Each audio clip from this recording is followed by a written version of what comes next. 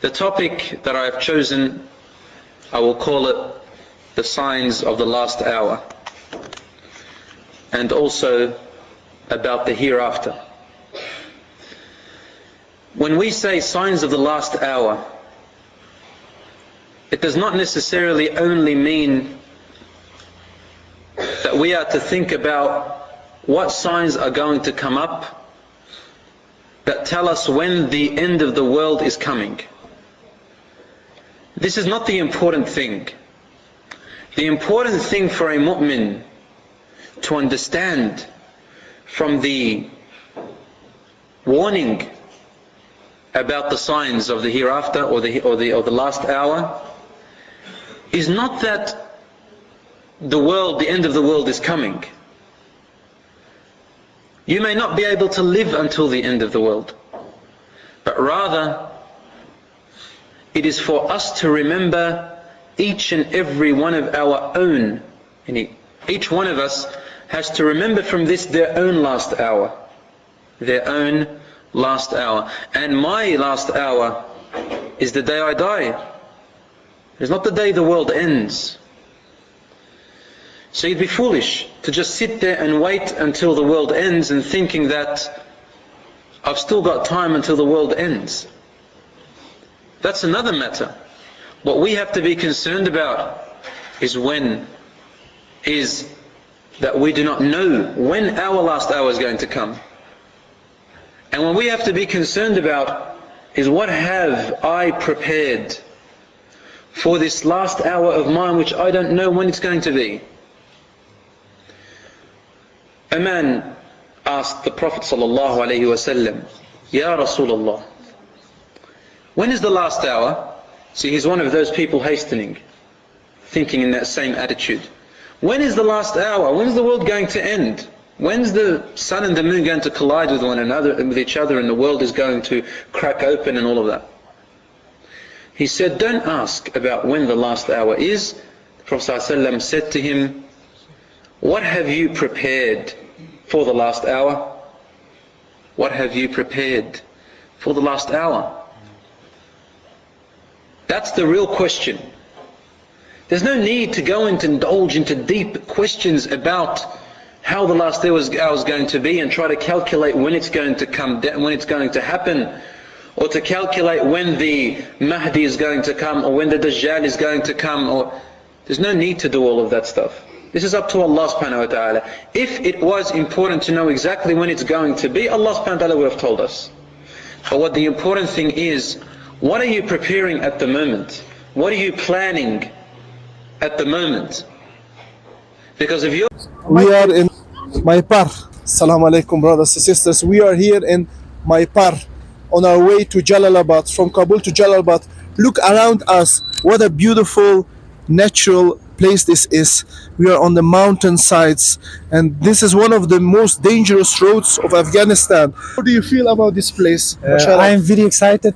It is my first experience to come to Jalalabad. Do you like and it? I am very happy. The way is very good. The You're road not is... scared there? No. When you look down? It's a very beautiful place. Adventurous, very adventurous. This is our driver.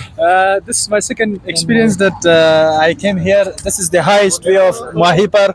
I feel better because I'm a little bit. I feel excited because I'm the driver. You should be very careful. And this is Bakhtash. What do you think about this road trip of ours?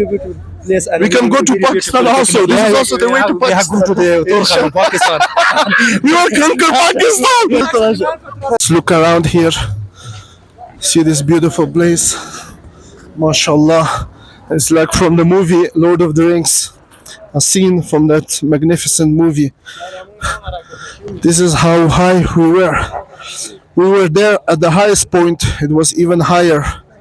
And this is a bit lower, but still it looks scary.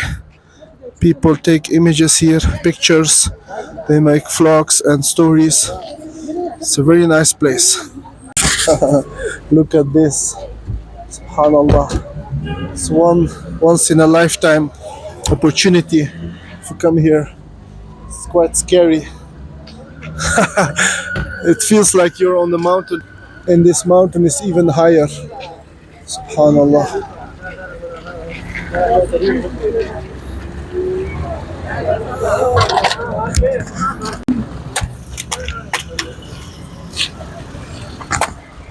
This is our car, Toyota. Only Toyota cars are strong enough to survive in the atmosphere and climate of Afghanistan. You made pictures here, nice pictures. Very well. Alhamdulillah. Kalimatpa.net, Islamic website. Stray and dogs are everywhere in Afghanistan. People don't take dogs to their homes like in the West. Here they just chill around outside. They find their own way. Subhanallah. You're going to wait until that day comes. If it is in your life and you have not prepared, you will sink. You will sink, and you'll sink deep into whatever is going to happen. And if you die and that last hour, the world does not end, and your last hour comes and you have not prepared, you're too busy counting and calculating without preparing and planning to meet Allah subhanahu wa ta'ala as if it's going to be today, then you will also sink, and you will sink deep, my brothers and sisters. This is wrong. It's wrong to wait and calculate and anticipate that, and sort of, think that it's a long time away, or it's years ahead, or hundreds of years ahead. It could be today that your last hour is going to be. It could be today that you will die.